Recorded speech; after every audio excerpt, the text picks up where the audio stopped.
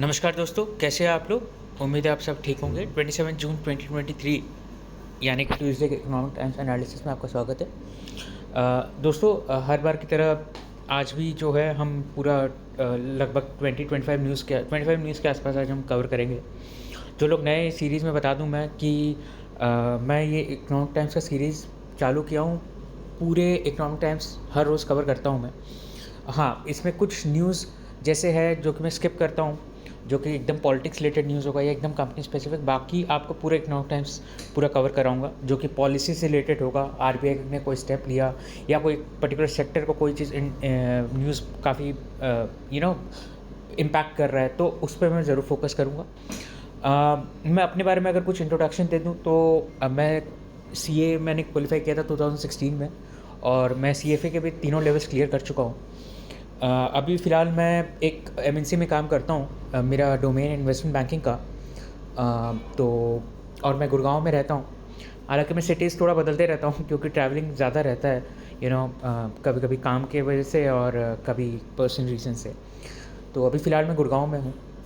मैं चाहता हूँ, मैंने इंट्रोडक्शन इसलिए भी दिया है क्योंकि मैं चाहता हूँ कि मेरे व्यूअर्स भी जो है अपना इंट्रोडक्शन, बस कुछ नहीं, मैं बस ये चीज़ जानना चाहता हूँ कि आप क्या करते हैं, कौन से प्रोफेशन में हैं, और आप ये लेक्चर से कैसे आपको फ़ायदा हो रहा है, और आप क्या करते हैं, बिज़नेस करते हैं कि क्या करते हैं। आप प्लीज़ मुझे अगर ये चीज़ कमेंट सेक्शन में बताएंगे तो मेरे लिए काफ़ी हेल्पफुल हो जाएगा।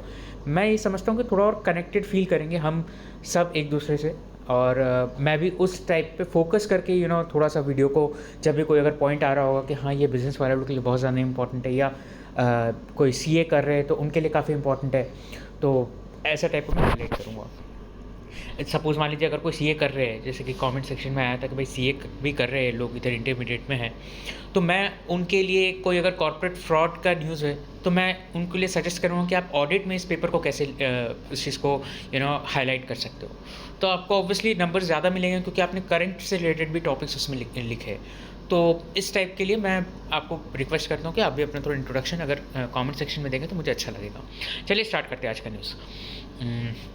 आगे बढ़ने से पहले दोस्तों वीडियो पे लाइक ज़रूर करिए, कमेंट करके बताएं आपको कैसा लग रहा है चैनल, और सब्सक्राइब करना ना भूलें, अपने दोस्तों के साथ शेयर भी करिए चैनल। चलिए स्टार्ट करते हैं। Digital India bill draft likely with in 15 days. Actually देखिए, फिलहाल तो ये डिजिटल बिल मैं तब अच्छे से डिस्कस करूँगा जब ये बिल पास हो जाएगा और लोकसभा राज्यसभा में, चलो ड्राफ्ट बिल एक बार आ भी जाए तो भी वो डिस्कस करने लायक होगा।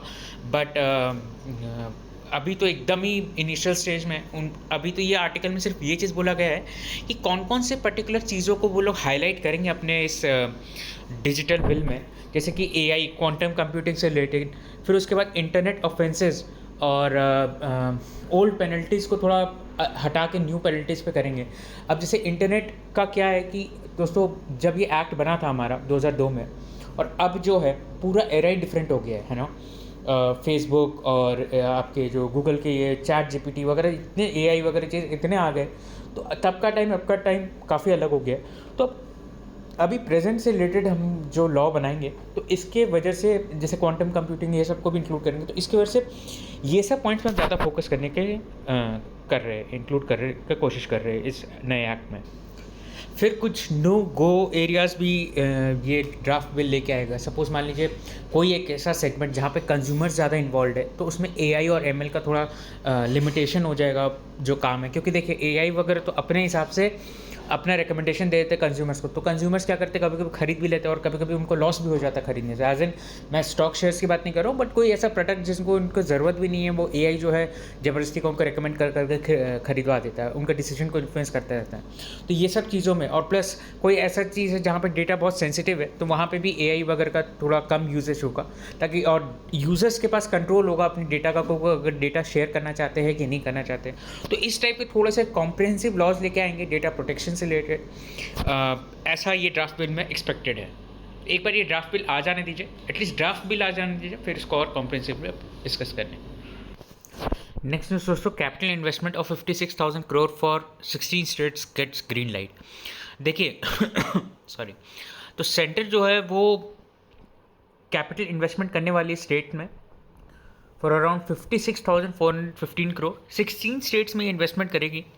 और डिपार्टमेंट ऑफ एक्सपेंडिचर जो कि फाइनेंस मिनिस्ट्री के अंडर आता है, उनका ये कहना है कि भाई अलग अलग सेक्टर्स में इन लोग इन्वेस्टमेंट करेंगे, जैसे कि हेल्थ हो गया, एजुकेशन हो गया, इरिगेशन हो गया, water supply, power, roads, bridges, railways etcetera.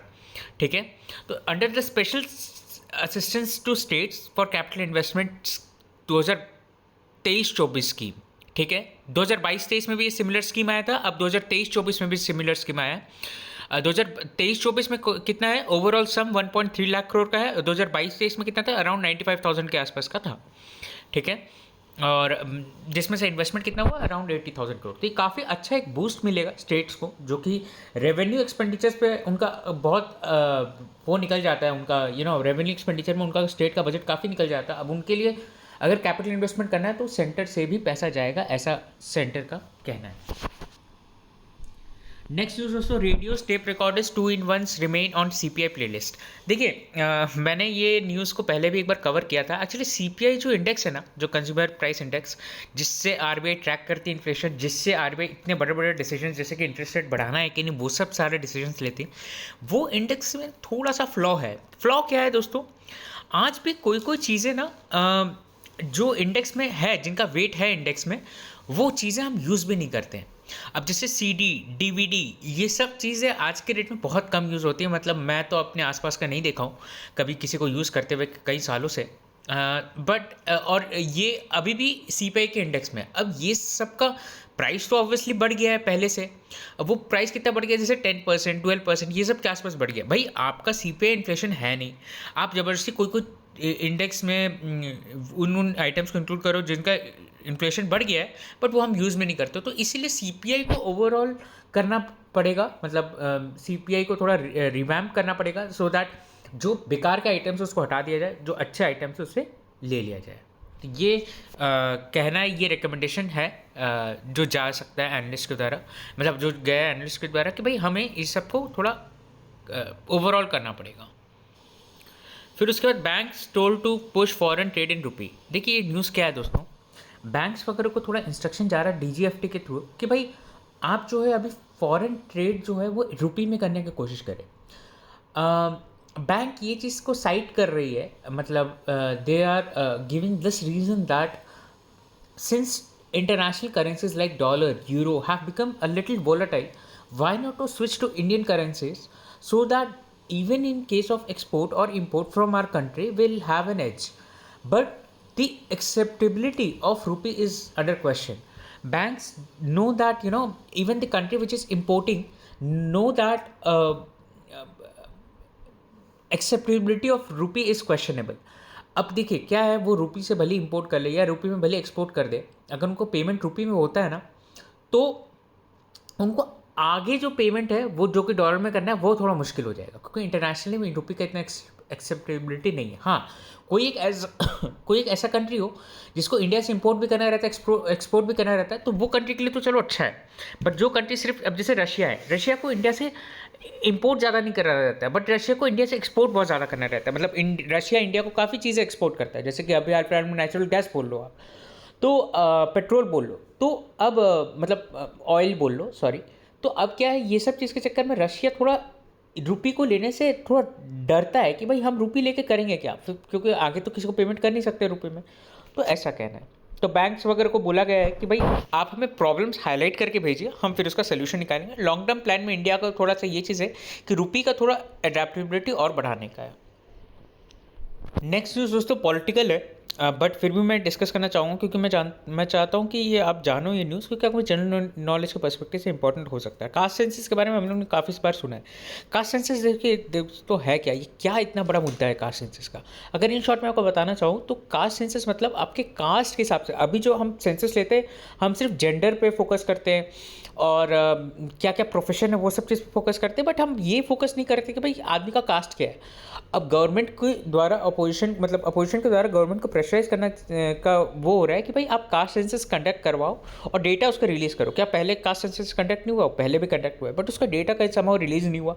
बोले कि फ्लॉ है, डेटा में कोई गड़बड़ी है, इसलिए हम रिलीज़ नहीं कर सकते वगैरह वगैरह।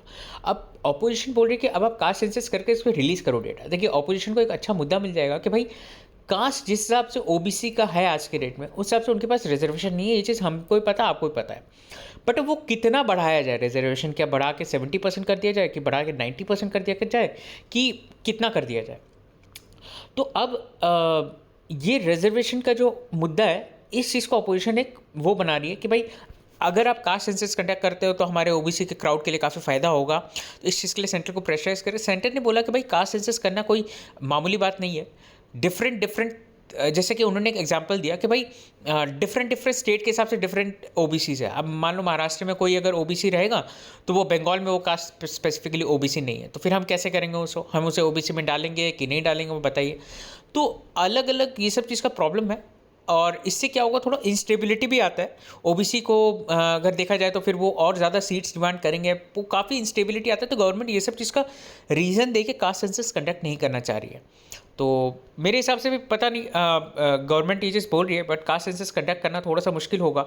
आप इकोनॉमी वाइज अपने इनकम वाइज अगर रिलेटेड करो तो काफ़ी सेंस बनता है कि भाई हाँ ठीक है, जैसे ईडब्ल्यूएस का कोटा है, वो थोड़ा इकोनॉमिक पर से अगर आप देखा जाए तो हाँ लोगों को फाइनेंशियली नीड है, उनको दे दो। बट अब कास्ट सेंसस आज के ज़माने में कंडक्ट करना पता नहीं कितना तक वैलिड है। आपका क्या व्यू पॉइंट है, प्लीज़ मुझे कमेंट सेक्शन में बताइए। अच्छा लगता है पढ़ के ये सब चीज़। नेक्स्ट दोस्तों, India Egypt to push trade to 12 million in next 5 years. देखिए, इंडिया इजिप्ट का अभी जो ट्रेड है वो लगभग 4 बिलियन के आसपास है।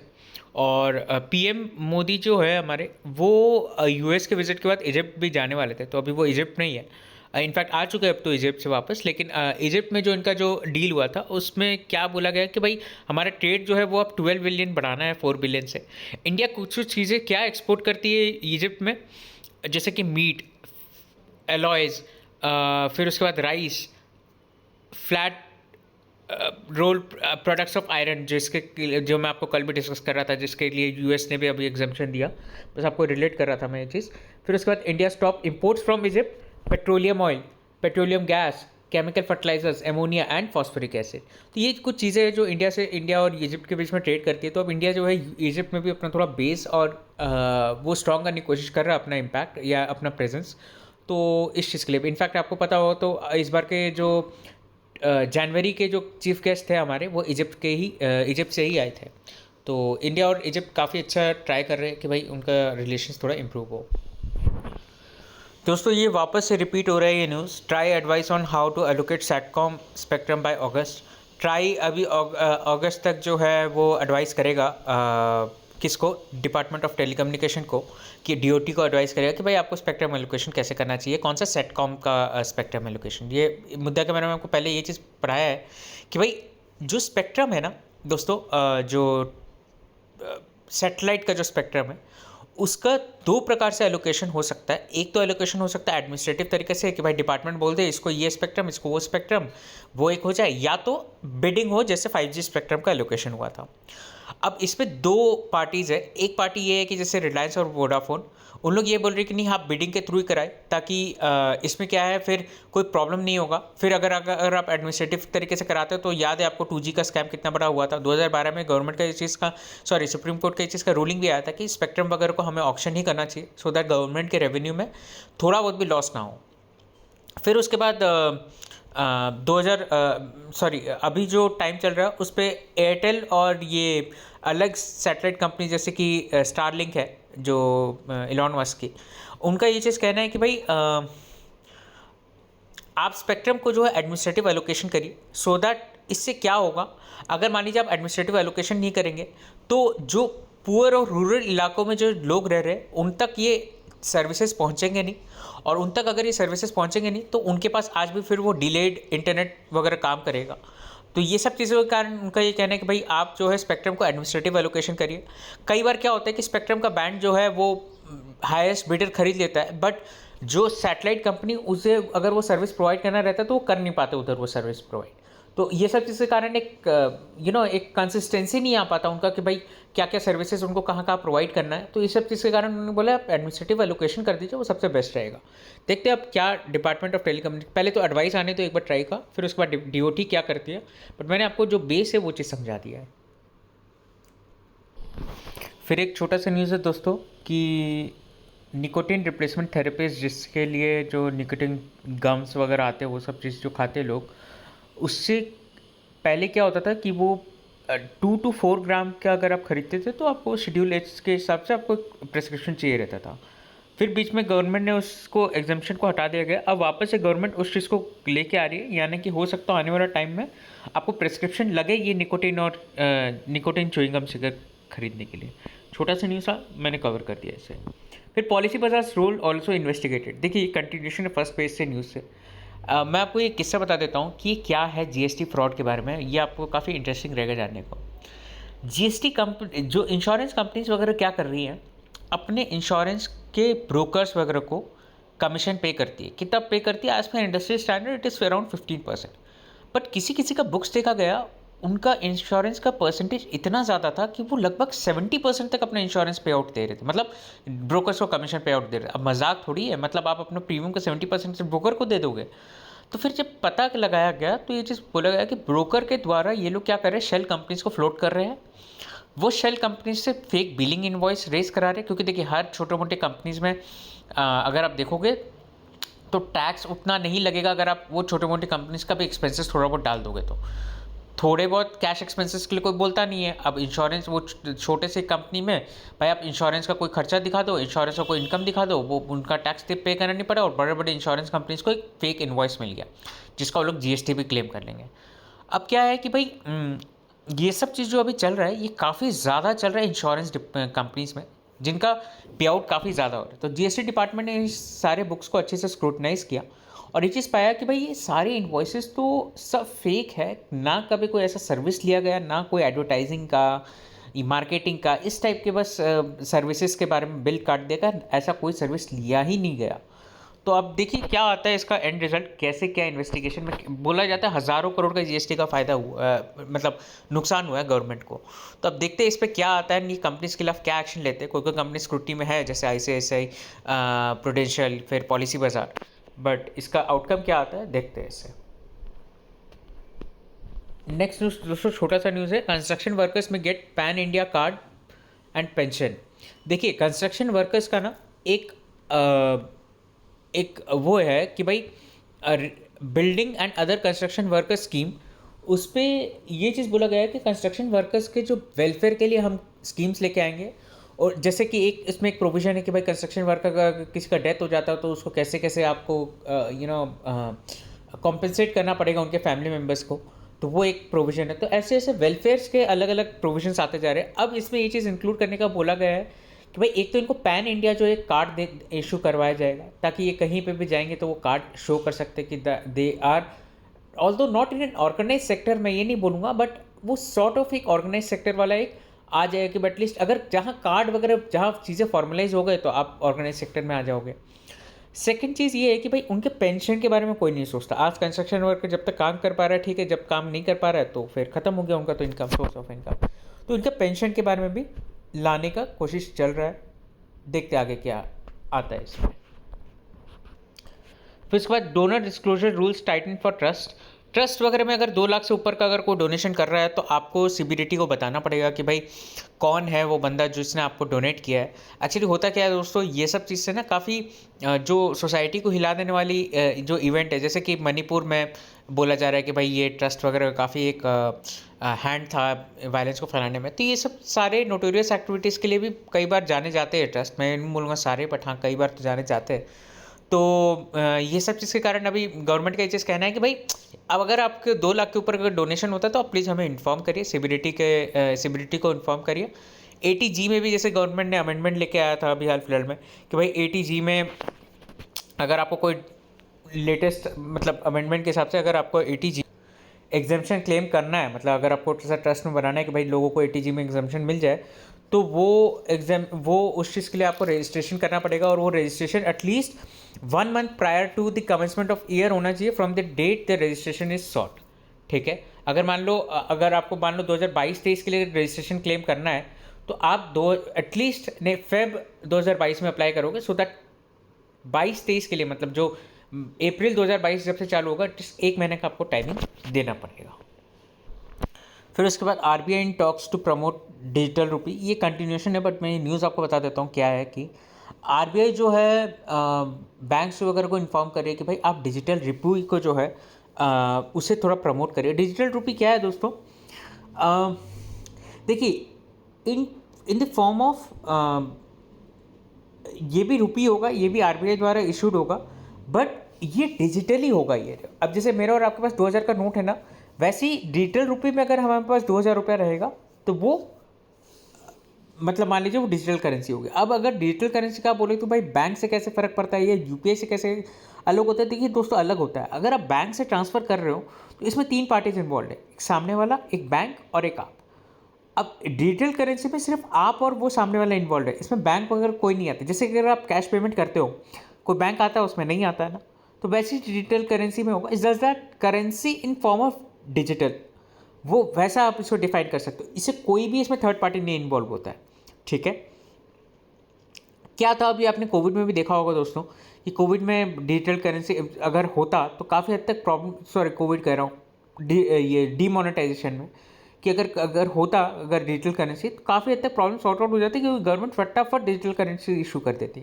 अभी भी जो 2000 के नोट जो बंद हो रहे हैं उस पर लाने के लिए गवर्नमेंट को थोड़ा टाइम लग रहा है, 500 और 1000 के नोट लेने के लिए, इसलिए गवर्नमेंट ने विंडो को भी बढ़ा के रखा है।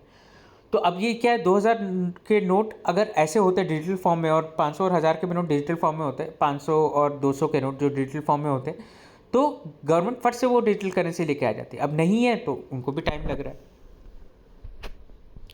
नेक्स्ट दोस्तों, rouble posts losses after slumping to 15 month low. दोस्तों ये तो काफ़ी आज के डेट में बहुत ही ज़्यादा हॉट न्यूज़ हो गया। जो वैगनर चीफ प्रिगोजिन जो है वो रशिया के खिलाफ बोला जाता है ऐसा म्यूटिनी करने जा रहे थे, बट उनका भी हाल फिलहाल में स्टेटमेंट आया है कि भाई एक्चुअली उनका भी हाल फिलहाल में स्टेटमेंट आया है कि भाई मैं म्यूटिनी नहीं करने जा रहा था, मैं तो बस रशियन की गवर्नमेंट के कुछ कुछ लोगों के खिलाफ जो है गुस्सा था। मैं आपको एक थोड़ा बेस देता तो ये है कौन, आपको अचानक से समझ नहीं आ रहा हो ये है कौन ये बंदा। देखिए, जो प्रिगोजिन है ये पहले रशियन आर्मी में थे। अब प्रिगोजिन ने अपना एक आर्मी स्टैंड करा लिया है, 25,000 लोगों का सोल्जर है, और ये 25,000 के सोल्जर्स ने रशियन आर्मी को सपोर्ट किया था यूक्रेन के खिलाफ, जहाँ पे यूक्रेन की काफ़ी एक हद तक एक एरिया कैप्चर करने में मदद किया था। आप समझ लीजिए वो एरिया, आपका नाम आपके लिए इंपॉर्टेंट नहीं है, बट वो एरिया कैप्चर करने में मदद किया था। तो यूक्रेन को काफ़ी सेटबैक मिला था उस अटैक के बाद। तो रशिया ने ये चीज़ अनाउंस कर दिया कि भाई हम जो इनकी जो वो 25,000 की जो सोल्जर्स है वो हम रशियन आर्मी में इंक्लूड कर लेंगे। तो प्रिगोजिन बोला भाई ये मेरा प्राइवेट आर्मी है, ये आपका आर्मी नहीं है कि आप इसे इंक्लूड कर ले। आज ये मेरे चलते ये कुछ भी कर सकते हैं, कल को जान भी दे सकते हैं मेरे चलते। तो प्रिगोजिन काफ़ी नाराज़ हो गए थे रशियन डिफेंस मिनिस्ट्री के द्वारा जो ये अनाउंसमेंट हुआ था। तो अब पुतिन ने क्या किया, पुतिन ने बेलारूस के जो हेड है उनको ये बोला गया भाई आप थोड़ा डील को ब्रोकर करो, डील को मीडिएट करो, और ये जो प्रिगोजिन है इसे थोड़ा शांत कर दो। तो बेलारूस के जो प्रेसिडेंट है उन्होंने इनको शांत किया प्रिगोजिन को कि भाई आप छोड़ दीजिए, रशिया के खिलाफ कोई म्यूटिनी करने की ज़रूरत नहीं है, रशियन आर्मी आपके ये 25,000 सोल्जर्स को इंक्लूड नहीं करेंगे। मतलब सोचिए दोस्तों, रशिया में नेशनलिज्म इस हद तक गिर चुका है कि लोग अपना प्राइवेट आर्मी क्रिएट करना चाह रहे हैं। और ये भी चीज़ बोला गया है कि भाई रशियन आर्मी के चलते आप रशिया के चलते भली जान ना दो, बट आप अपने चीफ जो प्रिगोजिन है उनके अगर वो कहे तो आप जान भी दे सकते हो। तो नेशनलिज्म देखिए दोस्तों रशिया में कम हो रहा है, बट वो एक खैर अलग मुद्दा है, बट आपको स्टोरी में बता दिया। अब उससे हुआ क्या था, जब ये कल परसों जब म्यूटनी करने निकले थे, मतलब जब उनको रोका नहीं गया था, रोका तो कल गया था, तो ये जब म्यूटनी के पहले की बात मैं कह रहा हूँ, तो रशिया का जो रूबल है वो काफ़ी गिर गया था इन दी एप्रहेंशन दैट कि रशिया में मिलिट्री वॉर छोड़ो सिविल वॉर हो सकता है अब तो ये काफ़ी एकदम वर्स्ट सिचुएशन होता है, मतलब गिरे से गिरे कंट्री का ये हालत होता है। तो कसामा इस चीज़ को संभाल लिया गया। आई थिंक मैं बोलूँगा पुतिन की तरह एक मास्टर स्ट्रोक था जो पुतिन ने मीडिएट करा दिया। ऐसा नहीं कि पुतिन भी लड़ने लग गए कि नहीं आओ मैं तुम्हें दिखाता हूँ मेरे आर्मी का स्ट्रेंथ, नहीं, पुतिन ने काफ़ी अच्छे से डिप्लोमेटिकली इस चीज़ को संभाला। तो अब जो है वो सिचुएशन तो कंट्रोल में है। अब उन्होंने ये भी चीज़ बोला कि नहीं मेरे को पुतिन के गवर्नमेंट से कोई प्रॉब्लम नहीं है, ये वो करके काफ़ी अच्छी अच्छी बातें बोल दी। बट अब क्या हुआ था उससे ऑब्वियसली अगर कोई कंट्री इतना ख़राब हालत में जाएगा तो उसका करेंसी भी गिरता है। अब जाके जब चीज़ें सॉर्ट आउट हो रही है थोड़ी बहुत तो करेंसी भी अब नॉर्मल हो रहा है। कि फिर उसके बाद दोस्तों new carbon accounting rules for companies target green washing. देखिए ग्रीन वॉशिंग के बारे में मैंने आपको पहले ही बताया, कोई कंपनी जो क्लेम करती है कि भाई हम एनवायरमेंटली सेफ़ है, एनवायरमेंटल फ्रेंडली है, बट वो एक्चुअली होती नहीं है। उसे कहते हैं कि हम ग्रीन वॉशिंग, मतलब कंपनी है नहीं और ज़बरदस्ती का क्लेम कर रही है या उससे ज़्यादा क्लेम कर रही है।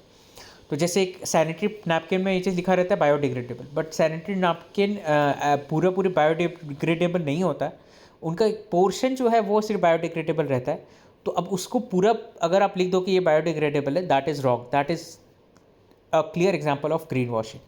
तो ग्रीन वॉशिंग का अकाउंटिंग करने के लिए भी थोड़े बहुत रूल्स आ रहे हैं कि भाई कौन कौन से पर्टिकुलर केसेस में ग्रीन वॉशिंग किया जाएगा, कौन कौन से पर्टिकुलर केसेस में कौन कौन से केसेस में ग्रीन वॉशिंग को कैसे संभाला जाएगा, इस चीज़ के बारे में थोड़े रूल्स फ्रेम हो रहे हैं। नेक्स्ट इज दोस्तों stakeholders seek more open discussion on e competition act. Actually e competition act अभी तक आया तो नहीं है, बट स्टेक होल्डर्स ये चीज़ चाह रहे हैं कि भाई वो लोग थोड़ा सा और ओपन एंडेड डिस्कशन रहे इस चीज़ में, ताकि उनका अपना पॉइंट्स रख पाए।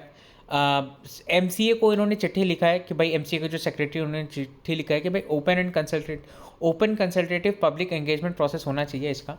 फॉर एग्जांपल उनका ये कहना है कि भाई एक्स एंटे लॉज जो लेके आ रहे हैं, एक्स एंटे मतलब जो एक्स एंटे अगर स्पेसिफिकली मैं आपको बताऊं तो ये सिर्फ ये ऐसा लॉ है जो कि बिग टेक प्लेयर्स को रोकेगा बड़े बड़े डेटा को यूज़ करने के लिए, और वो आज ही रोकना चालू कर देगा, सिवाय उसके कि भाई जब वो डेटा यूज़ करके उस चीज़ का फ़ायदा उठा ले तब हम लॉ लेके आए कि भाई वो डेटा को अब से यूज़ नहीं कर सकते। अब जो करना था वो तो करके निकल गए ना। तो एक्स एंटी का मतलब है कि आने वाला टाइम में फ्यूचर को प्रेडिक्ट करो एंड उसके बेसिस पे अभी लॉ बनाओ, जैसे कि डेटा को कंट्रोल करने वाला लॉ। तो ऐसा कहा जा रहा है कि भाई स्मॉल कंपनीज़ के लिए भी काफ़ी ये प्रॉब्लम हो सकता है अगर ऐसा हुआ तो वो बोल रहे हैं कि थोड़ा सा और कॉम्प्रिहेंसिव डिस्कशन करने के लिए, अगर ये सब चीज़ में अगर थोड़ा कॉम्प्रिहेंसिव डिस्कशन होता है तो और अच्छा आउटकम आएगा, छोटे मोटे इंडस्ट्रीज़ को अपना पॉइंट रखने का मौका मिलेगा। लास्ट न्यूज़ दोस्तों फाइनेंस वाइज बहुत इंपॉर्टेंट कॉन्सेप्ट है इस न्यूज़ में। Rise in local bond yields pushes up forward premium. Forward premium मतलब क्या होता है दोस्तों? Interest rate differential between US and India. Actually होता क्या है दोस्तों, देखिए इंडिया में कुछ इंटरेस्ट रेट चल रहा है, US में कुछ इंटरेस्ट रेट चल रहा है। तो अब इंडिया का और US का इंटरेस्ट रेट का डिफरेंशियल के उससे पता चल सकता है कि भाई आने वाला टाइम में US का रेट कहाँ भागेगा डॉलर का और इंडिया का इंटरेस्ट रेट कहाँ भागेगा। पहले ये डिफरेंस काफ़ी होता था, इंडिया का इंटरेस्ट रेट लगभग 7-8% के आसपास था और US का इंटरेस्ट रेट वही अगर आप देखो तो 1-2% के आसपास, मतलब 5-6% के आसपास का डिफरेंशियल रहता था। अब ये डिफरेंशियल कम हो गया क्योंकि US ने भी काफ़ी अग्रेसिवली अपना रेट बढ़ाया है। अब हम जो कह रहे थे यार इंडिया क्यों बढ़ा रहा है US को देख के, इंडिया क्यों बढ़ा रहा है US को देख के, देखिए एक भी एक मैटर करता है। अगर इंडिया मान लीजिए US का इंटरेस्ट रेट देख के अगर बढ़ाएगा नहीं तो क्या होगा उससे, देखिए जो ये डिफरेंशियल है वो कम हो जाएगा। डिफरेंशियल कम होने का मतलब क्या होता है कि आप या तो इंडियन के मार्केट में इन्वेस्ट करो, इंडिया के गवर्नमेंट बॉन्ड में इन्वेस्ट करो, या तो US के गवर्नमेंट बॉन्ड में इन्वेस्ट करो, आपको रिटर्न लगभग सेम मिलेगा। तो अब आप बताओ एज एन इंटरनेशनल इन्वेस्टर लोग कहाँ ज़्यादा प्रेफर करेंगे? लोग ऑब्वियसली US ज़्यादा प्रेफर करेंगे। तो अब US में अगर इन्वेस्टमेंट करेंगे तो क्या होगा, इंडिया में अगर कोई इन्वेस्टमेंट है, जो कि कोई इन्वेस्टर है जो US में इन्वेस्ट करना चाहता है, तो वो अपना पैसा इंडियन बॉन्ड मार्केट से निकालेगा और US के ट्रेजरी यील्ड में डाल देगा। तो अब इससे क्या होगा, काफ़ी आउटफ्लोज होगा। तो इसीलिए गवर्नमेंट क्या करती है कि इंटरेस्ट रेट को बढ़ा देती है कि भाई हमारे यहाँ भी इतना इंटरेस्ट रेट है, अब हमारे यहाँ भी इन्वेस्ट करो। और जैसे मान लो US 5 करता है, इंडिया 7 करेगा, US 7 करता है, इंडिया 9 करेगा, ऐसा। तो अब ये क्या डिफरेंशियल धीरे धीरे कम हो रही है। कम होने का प्रॉब्लम क्या है दोस्तों, अगर कम होता है तो डॉलर का एप्रिसिएशन का चांसेस ज़्यादा हो जाएगा, है ना, क्योंकि लोग ज़्यादातर इंपोर्ट करके, ज़्यादातर मतलब अपना पैसा निकाल लेंगे इंडियन मार्केट से और US में इन्वेस्ट कर देंगे। अब अगर इंडियन मार्केट से जैसे पैसा निकालेंगे तो मतलब रूपी एकदम से गिर जाएगा, मतलब एकदम मानो एग्जांपल बोलता हूँ 82 से मान लो 88 चले गया, 90 चले गया, ऐसा भी हो सकता है, होगा नहीं बट मैं एक एग्जांपल बोल रहा हूँ आपको। तो 82 से डायरेक्टली 90 चले गया। तो अब इंडिया का रूपी काफ़ी डिप्रिशिएट कर गया। अब इसे अगर आप देखोगे तो प्रॉब्लम किसको होता है, अगर कोई रूपी अगर डिप्रिशिएट करता है तो प्रॉब्लम होता है सबसे ज़्यादा इंपोर्टर्स को। तो अब क्या है, ये आर्टिकल में ये चीज़ बोला गया है कि भाई लोकल बॉन्ड यील्ड्स जो है वो बढ़ते जा रहा है, कहाँ पे, इंडिया में, और तो इसके कारण जो है अब वो जो डिफरेंस है वो बढ़ते जा रहा है, मतलब जो डिफरेंशियल है वो बढ़ते जा रहा है। मतलब डिफरेंशियल किसको मैंने आपको स्टार्टिंग में बताया था, इंडियन का बॉन्ड का यील्ड वहाँ से माइनस US का बॉन्ड का यील्ड। तो ये एक चीज़ हो गया दोस्तों। अगर ये कॉन्सेप्ट को अगर आपको और डिटेल में समझना है तो प्लीज़ मुझे कमेंट में बताइए, मैं डिटेल में समझा सकता हूँ। ऐसे मैंने समझा दिया आपको, वैसे फिर भी अगर डिफरेंस ये जो इंटरेस्ट रेट डिफरेंशियल है क्या होता है, कैसे वर्क करता है, तो इसका मैं कॉन्सेप्ट समझा सकता हूँ। So that's it from my side दोस्तों। उम्मीद है आपको लेक्चर पसंद आई होगी। लाइक और शेयर करना ना भूलें, कमेंट करके ज़रूर बताएं। Have a nice day.